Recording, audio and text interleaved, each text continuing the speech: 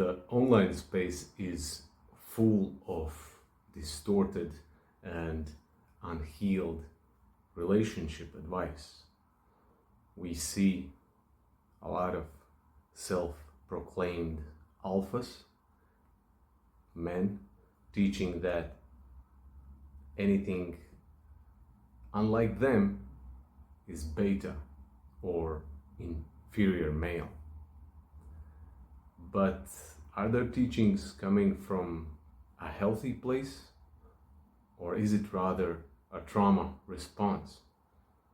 Today we're going to have a closer look at these distortions. At the end of this video, you will have a clear discernment between a healthy man and a wounded boy who is hiding behind a red pill mask. Let's look at the first distortion when interrelated things are perceived as completely separate, out of context. The red pill uses logic to slice reality into separate events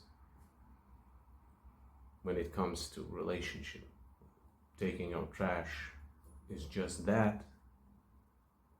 Having sex or a desire is just that. Completely separate.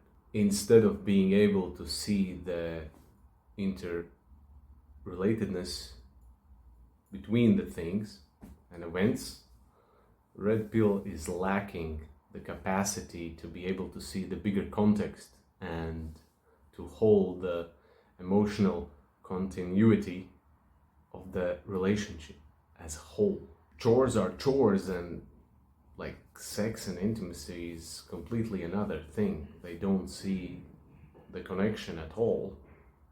They don't see that not taking out trash was not an isolated incident in this broader relationship dynamic, but it was one of multiple, that it was part of accumulated sequence of events that led the female partner to have less and less desire in a man, and was pushing her more and more to the opposite way, further away from the sexual arousal or desire.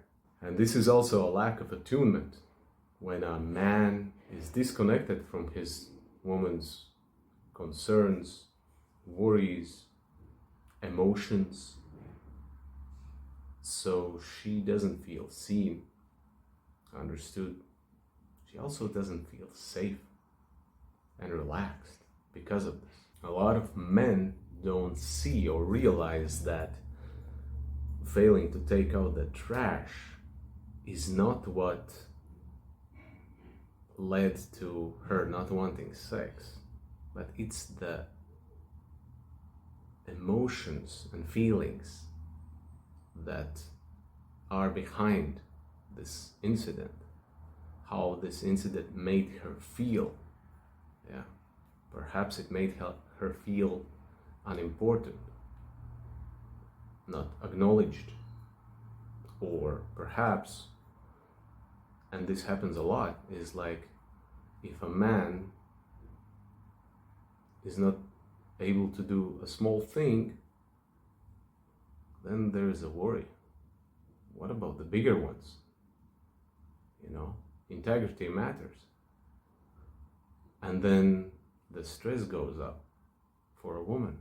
She cannot relax. If she cannot relax, like, don't expect from her to be open and aroused, because in her mind, like, she cannot calm down, because this and that thing has not been resolved, done, has not been taken off her shoulders, off her plate, what men call nagging or insignificant things.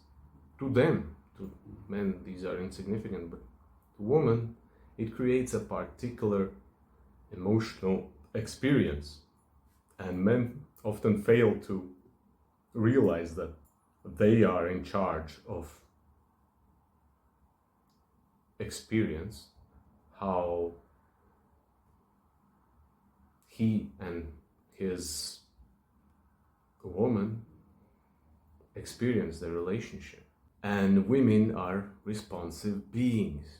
They respond to their environment, to the situation, and men often fail to realize that how their actions or inactions have created this whole experience for her. And they're clueless. It's like, what the fuck? They think that she's acting out of nowhere, like out of no context whatsoever. But there is a reason, trust me. When men fail to realize this is a lack of self-accountability, a lack of responsibility, and a lack of self-awareness, and a lack of understanding of healthy relationship dynamics. And when a woman is stressed, guess what?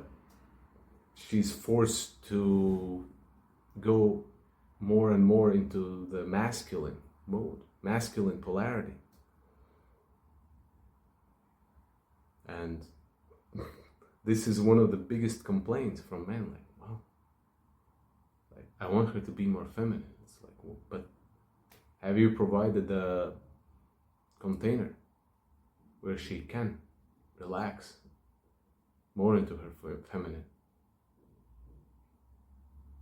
Or she has a lot on her plate.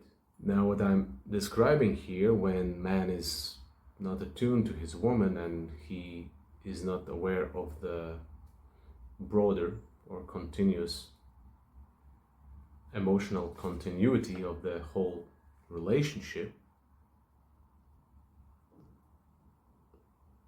I'm not describing a healthy masculinity. Yeah, what I am describing is a psychology of a wounded boy. The wounded boy will compartmentalize things, yeah, separate events from the full picture. He will use his logic as a shield to avoid the relational atmosphere that he helped to create. It's a defense mechanism, yeah? Or you could say escapism from his deeper pain. A healthy man understands that things are interconnected and details matter. Yeah? And for example, how taking out trash is part of a sustained commitment and attunement to his woman. He understands that if you as a man ignore your woman's emotional reality for a whole day, like, you cannot expect a sudden connection from her side, openness and desire whenever you want. This is the key difference between the boy and a man.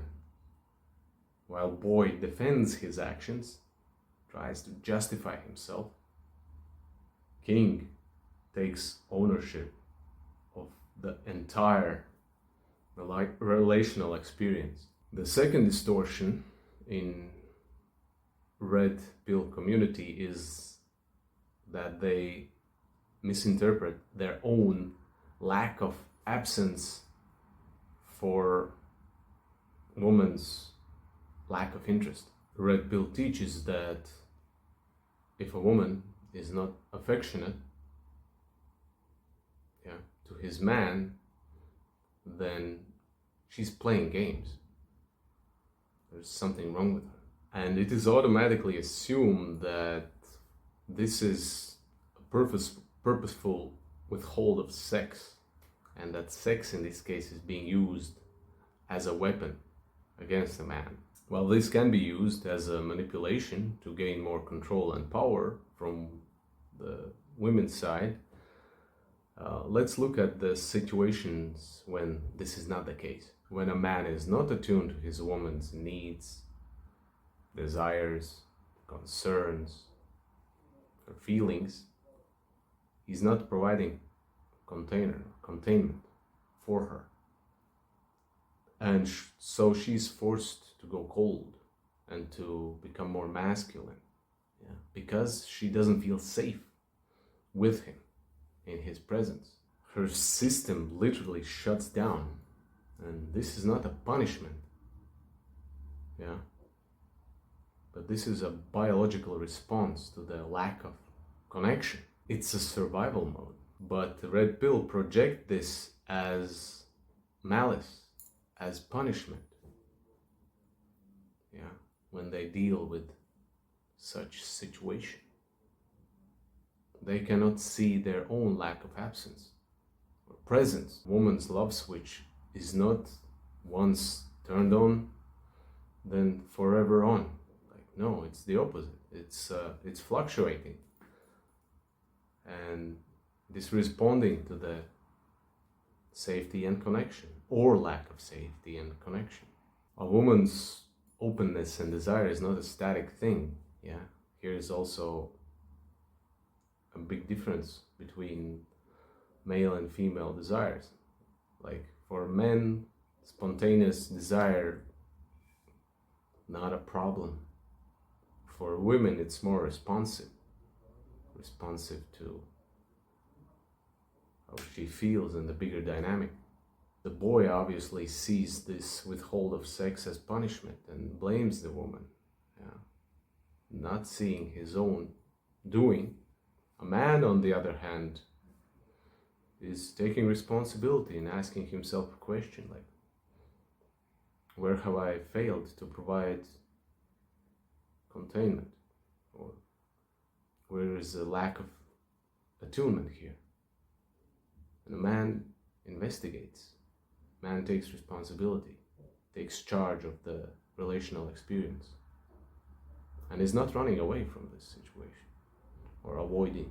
The man understands that intimacy isn't something that you get whenever you want, but it is a byproduct of the safety and overall the experience of the relationship that you create for you and for her.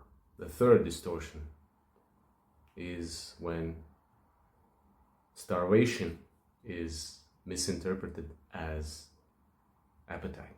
Red pill often uses such phrase as the burning desire, which to them is an indicator that she's genuinely into you. Yeah. But what they often fail to see is that unfortunately this what they call burning desire is not often coming from a healthy place, but rather from a desperation, especially when woman's needs have not been met for a long time and she's been living in a dry period for a long time and she is in a survival mode. And when you are in such state, you're usually less discerning, and in this case she's less discerning of potential partners, yeah, not filtering out certain red flags. Her intensity isn't a compliment necessarily to a man, yeah, his qualities, but rather an indicator of desperation. The red pill is arguing that jerks who are actually being more cold, validating women less and doing less, let's say, chores or other stuff, they get more hot women, they get more sex. This works in a certain way, but only with a certain women. And those women are carrying unhealthy patterns, emotional wounds. These women are also living through a trauma response. And often it's not a healthy desire. And these women are not secure emotionally, mentally, psychologically. And they mirror this back to the red-pilled man and serve as a mirror, a perfect match. And what the red pill does is, instead of recognizing that their partner selection process is not the best, they blame the partners that they selected. It's like, Women are all the same. They're damaged, they're wounded. It's like, yeah, but you attracted her, you picked her. The key difference between the wounded boy and the king in this case is that the wounded boy will feel validated by her desperation, by her intensity, what he perceives as obsession. Oh, she's genuinely into me. A king, on the other hand, he knows that woman, a healthy woman, truly thrives in a safety, not scarcity. True sustainable desire comes from a woman who feels full, secure, safe, relaxed, taken care of. Not from a woman who is starving. The fourth distortion is misinterpreting masculine containment as simping or people-pleasing. Red pill implies that if a man is accommodating a woman, her emotional reality, validating her too much, then he's simply simping. He's a nice guy without boundaries. He's beta male. Yeah. He has lost his so-called masculine frame. What they don't understand is that containment literally means boundaries, not without boundaries. It means that a man's boundaries are around his woman, not to isolate her or separate her from self, but to include her as himself, as part of himself. And this is King's energy. You cannot hold space for a woman if you don't have a structure. Containment means taking things off her plate, being in tune, how she feels, what she needs, being a leader, creating safety in relationship. This is not being servant or pleasing to get approval. Yeah. This is leading. Now, the boy views containment as a weakness or loss of power, which is basically abdication of responsibility. And when this happens, the boy or male is falling more and more into the feminine polarity. It's a polarity flip. When you as a man fail to provide a containment for a woman, usually there is a polarity flip. She's more into the masculine and you're more into the feminine. You're more into the passive role, less in conscious leadership role. The fifth distortion is when being necessary or being needed is misinterpreted as being used. You hear this from a lot of men, that she should just want you for who you are, not what you do, or what you contribute. Yeah. Men are terrified of being perceived just as a resource. They want to be loved for their humor, their opinions, their feelings, regardless what they contribute. And when a woman is asking for something specific, they often feel used or unloved. And this is mother wound, yeah. Unmet, unconditional love. What a lot of men miss is that when a woman is leaning more and more in for resources, she's doing so because she is not experiencing containment. There is not enough support coming from society or from other men, other groups. There is no tribe, there is no community. So it's kind of desperation, survival mode. And her need for you to do something is not a rejection of your personality as a man. It's just a reflection of her lack of safety. Having a man without contribution is a luxury that most women unfortunately cannot afford in this world. Up to this day, this world is still more created for men than women. Yeah. And since the launch of the feminist movement, women's empowerment rights movement, our perception has been distorted. Yeah. There is this unconscious belief that a woman should be able to fend for herself. Yeah. The same way like a man does. And when women try to do that, they're also blamed that they're too masculine. It's like they cannot win, either way. What they choose to do, it's like lose-lose scenario for many women. Like they cannot find like good containment.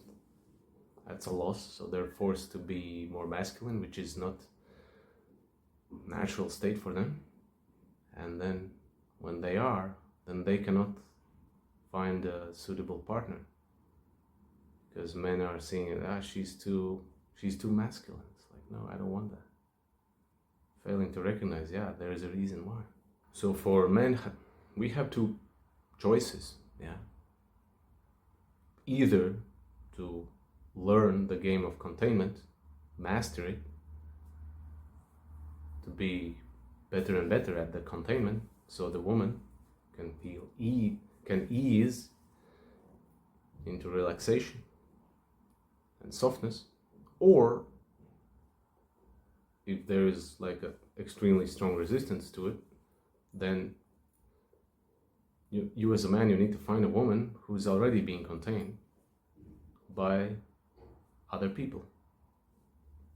Be institutions, governmental structures, family, friends, other close people in her life. And then she doesn't need you as much. The sixth distortion is the polarity flip. Red pill implies that you as a man are a prize. She should accommodate you. She should chase you. She should center her life around you, your emotional needs. Now this is polarity flip, because true masculinity energetically is the containment, who contains what's inside the content. The content is the feminine, flowing freely. But in this case, when man is asking to,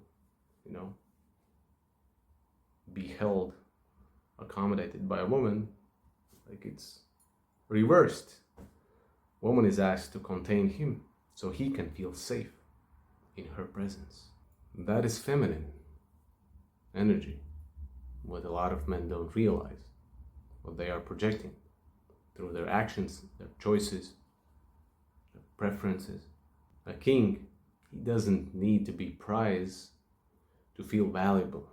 He finds his value in ability to create a realm where others can thrive. If you demand to be the center of attention, you're not a king. You're a child who is demanding a parent. The red pill is seductive to a lot of men. Why? Because it validates their pain. But as we discovered today, validation doesn't automatically lead to healing. Staying in a wounded boy energy is trauma response. True masculinity, the king energy, he doesn't need to control or manipulate a woman to feel safe. He provides containment not to get something, but that's who he is. If you are tired of these gender wars and you would like to see more content on conscious and integrated masculinity, then like this video, it signals algorithm that there is audience out there for this truth. I want to hear from you in the comments down below. Which of these distortions that we discussed today have you noticed to play out in your life or your relationships? Let's have a discussion below. And thank you for watching.